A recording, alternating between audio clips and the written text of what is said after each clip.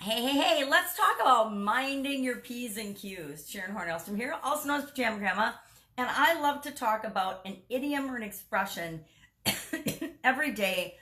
I started it a while ago just for the fun of it because it opens my mind and it gets me thinking about what things mean and things that affect us and things that affect the people that we work with and the people in our lives all the time, even us, that we don't necessarily think about or realize. They just are kind of on autopilot. So it's a way of consciously thinking about things that impact us, understanding why they might impact us, and whether we want to continue to let them have an effect on us or not, because it's always up to us whether we want to let these things play out in our business, play out in our relationships, play out in our life.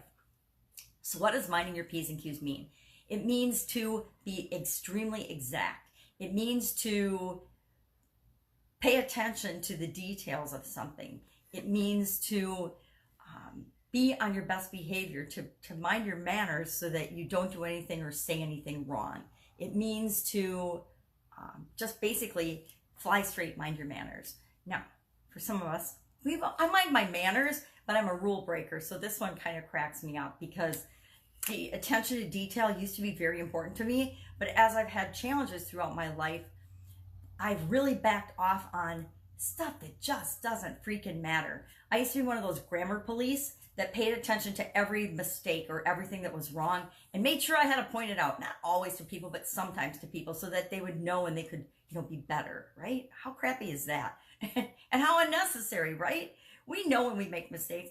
And as my vision has gotten interesting, I noticed that once in a while stuff gets by me with the typo and I just have to live with it because it just doesn't matter. It's the message that matters. Now, some people will judge and think, nope, you got to be exact. If you use the wrong word, if you make a misspelling, if you have the wrong character in a letter, it makes the word wrong and I have to think about what the word should be, then I'm not going to listen to you because you don't have anything of value to say.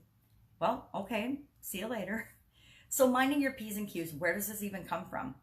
There's 3 different theories that are really popular. It's been around since the 1600s.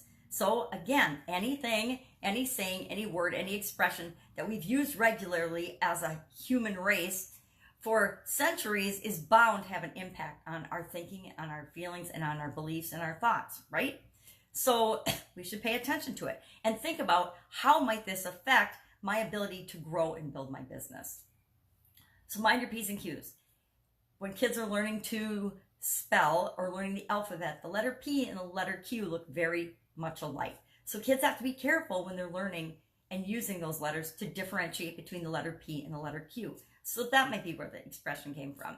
It also might be from the English pubs of the olden days where they had blackboards up and they would tally and keep track of how many pints or how many quarts a person consumed so that they could pay for them later.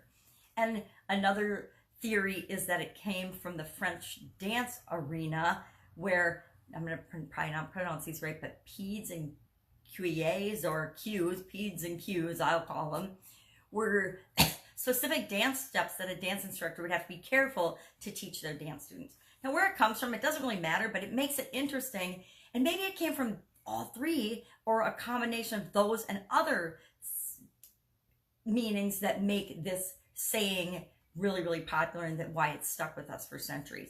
But minding our P's and Q's, what does this mean to growing our business? What do we need to mind our P's and Q's about? What do we have to be careful about? What do we have to be extremely exact about? What do we need to pay attention to? What do we need to mind our manners at? What do we need to make sure that we don't do or say the wrong thing? Now, wrong is always relative, right? What's wrong to you might be perfectly right or fine to me. So doing and saying the wrong thing, that is so subjective. It's totally up to you and for you to define in your business and in your culture. But paying attention to level of details will depend on the urgency and the importance of the particular task at hand. When I'm doing precision machining and I'm concerned about the quality of that in a manufacturing environment, say a automotive industry, I'm going to have to be very cognizant of making sure that the tolerances of that process are within an acceptable range. And that range is going to be super tight compared to baked goods and when I worked in a bakery.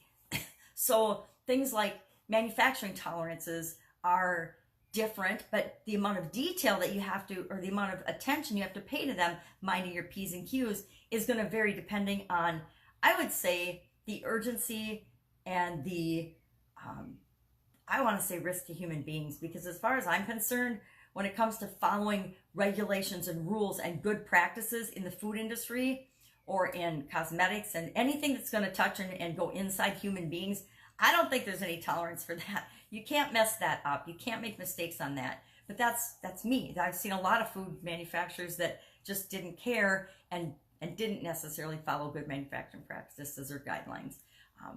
But things where people are in danger, child endangerment, cars and automobiles where you could kill a lot of people or people could die, anything like that, you need to mind your P's and Q's and you need to pay attention to what you're doing and then also the result. But the level of detail will be determined by the task at hand.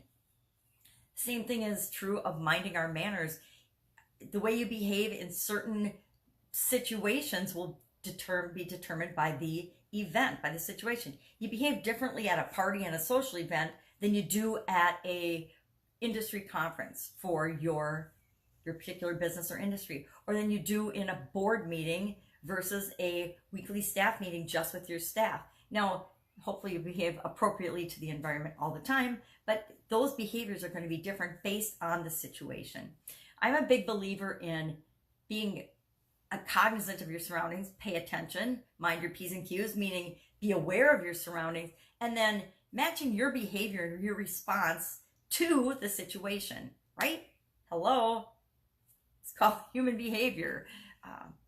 But making sure that that matches.